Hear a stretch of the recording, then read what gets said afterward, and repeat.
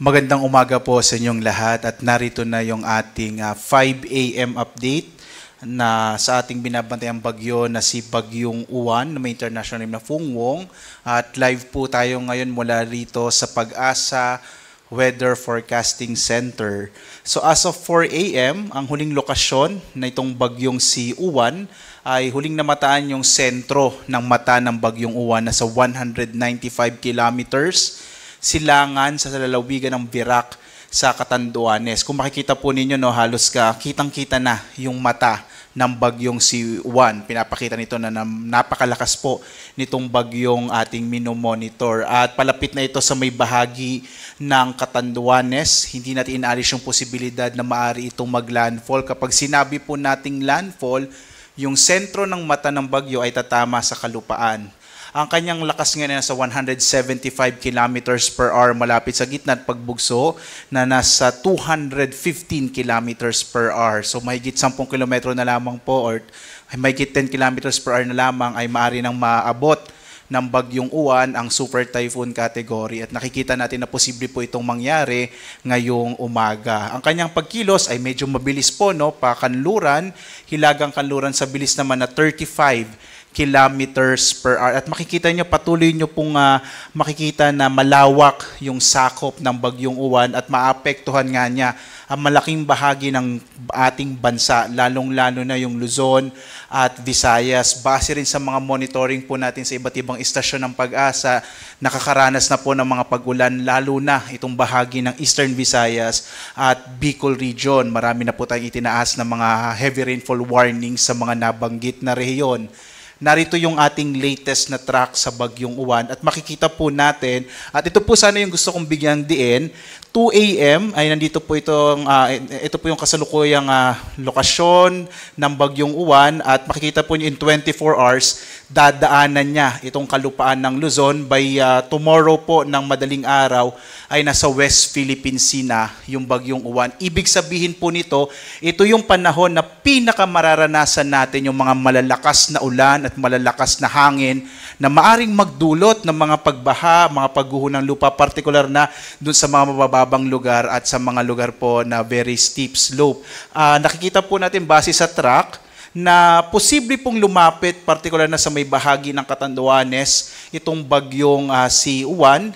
Kagaya nung binanggit ko kanina, posible itong tumama sa kalupaan ng Catanduanes. Hindi na po natin inaalis yung posibilidad na iyon at maaari po itong lumakas bilang isang super typhoon ngayong umaga. So either strong typhoon po siya o super typhoon. At makikita rin natin na mamayang gabi, inaasahan na po natin, natatama naman sa kalupaan, either Aurora po or sa may southern part ng Isabela, yung bagyo at babaybayin niya po itong northern or central Luzon bago tuluyang lumabas ng patungo po sa may West Philippine Sea bukas ng madaling araw. Inuulit ko po, no, pinakamararanasan yung malalakas na mga ulan at malalakas na hangin na dulot ng Bagyong Uwan simula po ngayong araw ng Linggo hanggang bukas, lalo na po bukas ng umaga ng Lunes. Posible naman itong lumabas ng Philippine Area of Responsibility araw po ng Martes. Posible po umaga ng Martes. Makikita po natin sa track, maaari siyang muling pumasok ng Philippine Area of Responsibility araw ng Huwebes, patungo po dito sa may bahagi ng Taiwan. Sa ngayon po, patuloy pa natin itong i-monitor at kung makaka-apekto pa ito sa ating bansa. So, posible po siyang pumasok muli ng PAR ng Huwebes, pero by Friday ay muling lalabas. So, maaari din siyang tumama sa may bahagi ng Taiwan bilang isang severe tropical storm category na bagyo. Sa ngayon nga po, nakataas ang signal number 4, particular na sa Polillo Islands, eastern and central portion ng Camarines Norte, eastern portion ng Camarines Sur, sa Catanduanes, eastern portion ng Albay. Signal number 3 naman ngayon sa may southern portion ng mainland Cagayan, Isabela, Quirino, Nueva Vizcaya, Kalinga, the southern portion ng Abra Mountain Province, Ifugao, Benguet, central and southern portions ng Ilocos Sur, La Union, Pangasinan, Zambales. Sa amin po dyan sa Bataan, Tarlac, Pampanga, Nueva Ecija, Bulacan, Aurora, at ang Metro Manila po ay nasa ilalim na ngayon ng signal number 3. Cavite, eastern portion ng Batangas, Laguna, Rizal, nalalabing bahagi ng Quezon, Camarines Norte, Camarines Sur, nalalabing bahagi ng Albay, Sorsogon, Ticao at Burias Islands, Northern Samar, northern portion of Eastern Samar at northern portion ng Samar. Signal number 2 naman po ngayon sa nalalabing bahagi ng Cagayan kasama yung Babuyan Islands, Apayao, Abra, the rest of Abra, Ilocos Norte, the rest of Ilocos Sur, the rest of Batangas, northern and central portions ng Occidental Mindoro, kasama yung Lubang Islands, northern and central portions of Oriental Mindoro, Marinduque, northern and eastern portions ng Romblon, nalalabing bahagi ng Masbate, Eastern Samar, Samar, Biliran, northern portion of Leyte, habang signal number 1 naman dito sa may bahagi ng Batanes, nalalabing bahagi ng Romblon, ng Oriental Mindoro at ng Occidental Mindoro, kasama po itong Calamian Islands at Cuyo Islands, nalalabing bahagi ng Southern Leyte, nalalabing bahagi po ng Leyte, buong lalawigan ng Southern Leyte, ng Bohol, northern and central portion ng Cebu, kasama yung Bantayan at Camotes Islands, northern and central portions ng Negros Occidental, northern portion of Negros Oriental, Guimaras, Iloilo, Capiz, Aklan, Antique, Dinagat Island, Surigao del Norte, northern portion of Agusan del Norte at northern portion of Surigao del Sur. Kung kayo po ay nagtataka dahil hindi nyo pa nararanasan, lalo na sa mga lugar kung saan nakataas yung signal number 3 ng mga hangin, dahil po paparating pa lamang yung bagyo, kaya po posible po na ngayong araw ay simula na pong mararanasan yung mga malalakas na ulan at malalakas na hangin na dulot po ng bagyong si Juan. Kaya po muli po sa mga kababayan natin, lalong-lalo na kung saan nakataas yung signal number 3 at signal number 4, iba yung pag-iingat po at sana by this time po kung kayo po ay nasa mga delikadong lugar, nasa mga madaling bahain o mga lugar po na malapit sa karagatan, sa mga baybay dagat, nawa po kayo po ay nakapag-evacuate na, no? Samantala po, posible pa rin makaranas ng mga pagbugso ng hangin, even po yung mga lugar na kung saan wala pong tropical cyclone wind signal. Ngayong araw, may mga pagbugso pa rin ng hangin sa Palawan at ilang bahagi ng Visayas at Mindanao. Bukas, araw ng Lunes, malaking bahagi ng Luzon at Visayas ay makararanas din ng mga pagbugso ng hangin. At sa Martes, kahit nakalabas na po yung bagyong Juan, ang kanyang trough o mga kaulapan na dala ay maaari pa rin magdala ng mga pagbugso ng hangin sa ilang bahagi ng Luzon.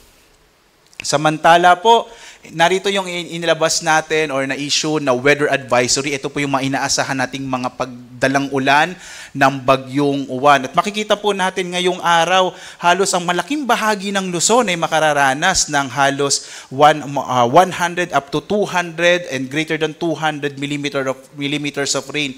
Ang ibig sabihin po nito, yung mga lugar na madaling bahain, yung mabababang lugar, ay malaki yung posibilidad na makaranas po ng mga pagbaha, lalong-lalo na po yung mga malapit sa mga ilog, dahil nga po inaasahan natin na maraming ulan na dala itong bagyong Juan. Samantala po, no, inaasahan natin na bukas makararanas pa rin ng mga malalakas na mga pag-ulan mula po madaling araw hanggang buong umaga ng Lunes.